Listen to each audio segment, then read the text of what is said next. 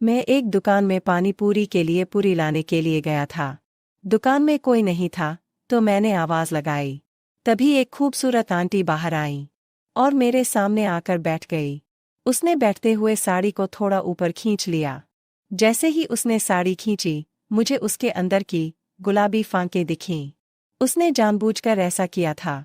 वह दिखने में अत्यंत सुंदर थी। मेरे मन में बहुत सारे विचार आ रहे थे।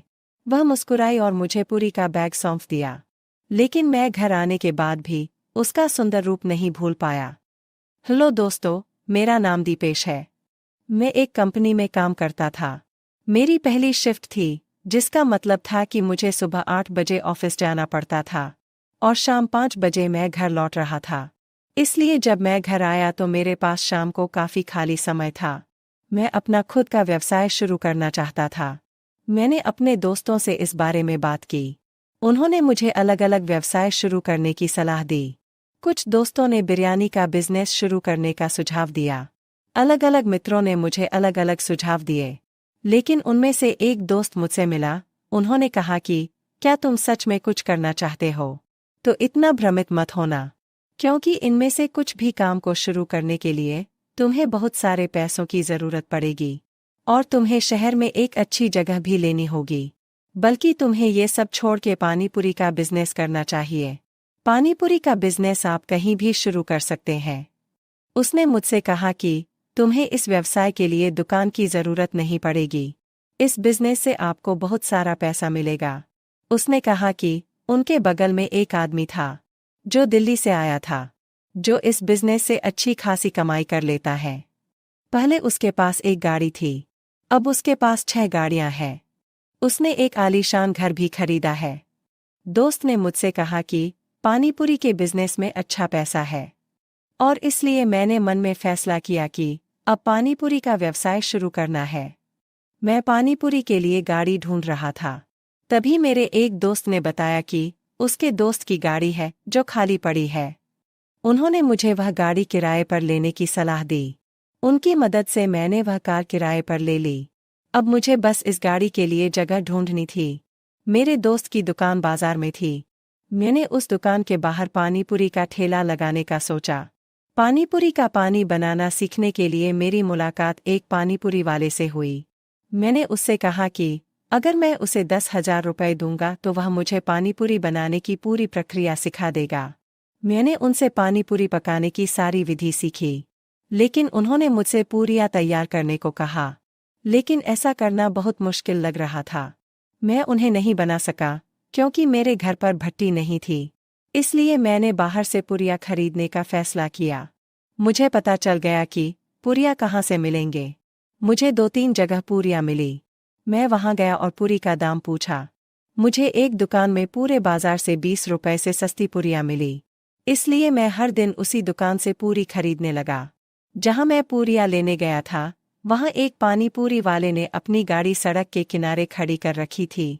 उसका घर उनकी गाड़ी के पास ही था। तो उन्होंने मुझसे पूरिया को लाने के लिए उनके घर जाने को कहा। मैं उसके घर गया और आवाज लगाई। तभी एक खूबसूरत आंटी बाहर आई और आते ही मेरे सामने बैठ गई। उसने बैठते हुए साड़ी को थोड़ा ऊपर खींच लिया। जैसे ही उसने साड़ी खींची तो मुझे उसके अंदर का सारा सामान दिख गया। उसने ऐसा जानबूझकर किया था। वही रूप अत्यंत सुंदर था। मेरे मन में बहुत सारे विचार आ रहे थे। वह मुस्कुराई और मुझे पुरिया देकर अंदर चली गई। लेकिन घर आने के बाद भी मैं उनका चेहरा नहीं भूल पाया। तो अब मैं रोज पुरिया खरीदने जाता था और वो आंटी मुझे हर दिन कुछ ना कुछ दिखाती रहती थी। वो देखने में बहुत सुंदर थी, इसलिए मैं उसकी ओर आकर्षित हो गया। लेकिन वह किसी की पत्नी थी। मेरा उसे इस तरह देखना ठीक नहीं है, ऐसा मेरा दिल कह रहा था। लेकिन दूसरा मन कह रहा था कि वो दिखा रही है जो हम नहीं चाहते, तो हम इसे क्यों ना देखें। मेरा दूसरा मन बार बार यही कह रहा था।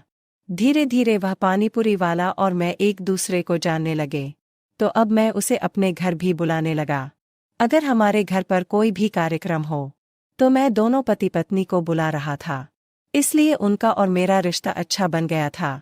मैं रोज पुरिया खरीदने जाता था और वो आंटी मुझे रोज घर में सब कुछ दिखाया करती थी। तो मैंने सोचा कि एक बार उसे नीचे से निकालना ही चाहिए। लेकिन जब मैं पूरी खरीदने जा रहा था, तब वो मेरे साथ खूब मस्ती करती थी। तो अब मुझे लगा कि वो भी मुझे पसंद करती है, इसलिए मैं उसकी ओर आकर्षित हो गया। अब तो पूरी लाना बस एक बहाना था। दरअसल मैं हर दिन सिर्फ उन्हीं से मिलने जाता था, और वो देखने के बाद मुझे उठा उठाकर सब कुछ दिखा रही थी। तब मेरा मन प्रसन्न हुआ। वो दिखने में मेरी बीवी से भी ज्यादा खूबसूरत थी, साथ ही वह मेरी पत्नी से भी छोटी थी। तो मैं उसे पसंद करने लगा। मुझे भी वह अच्छी लगी। इसका एहसास मुझे अब हुआ, क्योंकि मैं तो उसे रोज ही देख रहा था, और एक दिन मैं सामान नहीं ला सका, इसलिए मैं उस दिन उनसे मिल नहीं पाया।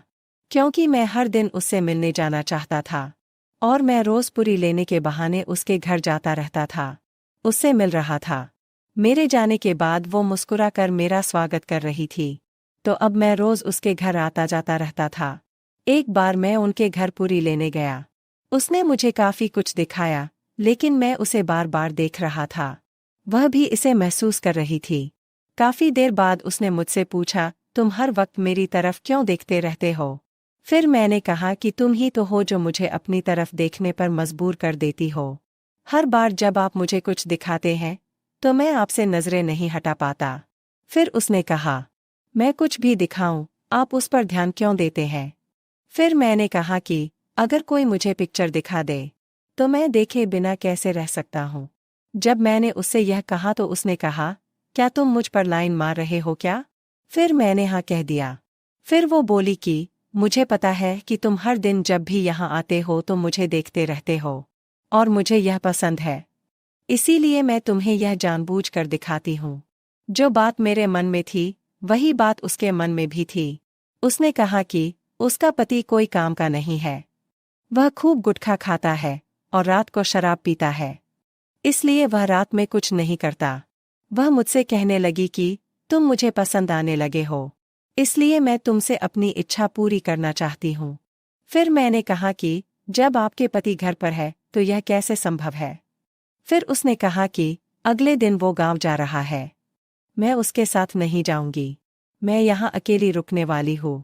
अगले दिन जब तुम सामान लेने आओगे तो हम घर पर अकेले होंगे। मैंने उसे ठीक कहा और घर आ गया। तो अब मैं कल आने का इंतजार कर रहा था। अगले दिन मैं उसकी याद में बेचैन था। जब मैं अगले दिन सामान लेने के लिए उसके पास गया, फिर मैंने उससे कहा कि तुम्हारा पति कल गांव जा रहा है ना? फिर उसने कहा कि हाँ, वो आज रात को जा रहा है, तो कल तुम पुरिया लेने आ जाना। अगले दिन हमेशा की तरह आंटी ने मुझे एक सामान दिया और तुरंत कमरे का दरवाज़ा बंद कर दिया। अंदर हम केवल 2 लोग थे। हम दोनों काफी समय से इसका इंतजार कर रहे थे, और हम दोनों बहुत खुश थे, क्योंकि वह बहुत छोटी थी। मैं बहुत खुश था। मुझे वह मिल गया जो मैं बहुत समय से चाहता था, यानी मेरा सपना सच हो गया। मैं अंदर से खुश था, और मैं अपनी आंटी से मिलने की खुशी का पूरा आनंद ले रहा था। इस तरह मैंने पूरा दिन आंटी को खुश किया, इसलिए आज का दिन मेरे लिए बहुत अच्छा था, और उसका मन भी बहुत खुश हुआ। लेकिन आज उसने मुझे जो दिखाया, उससे मुझे भी बहुत खुशी हुई। अब जब उसका पति गांव जाता था, तब हम यही करते थे। मुझे बहुत अच्छा लग रहा था। दोस्तों, इसी तरह की कहानियाँ देखने के लिए अभी हमारे चैनल को सब्सक्राइब करें। यदि आपको हमारी कहानी पसंद आए, तो वीडियो को लाइक करना ना भूलें। चलिए मिलते हैं अगले वीडियो में, तब तक के लिए धन्यवाद।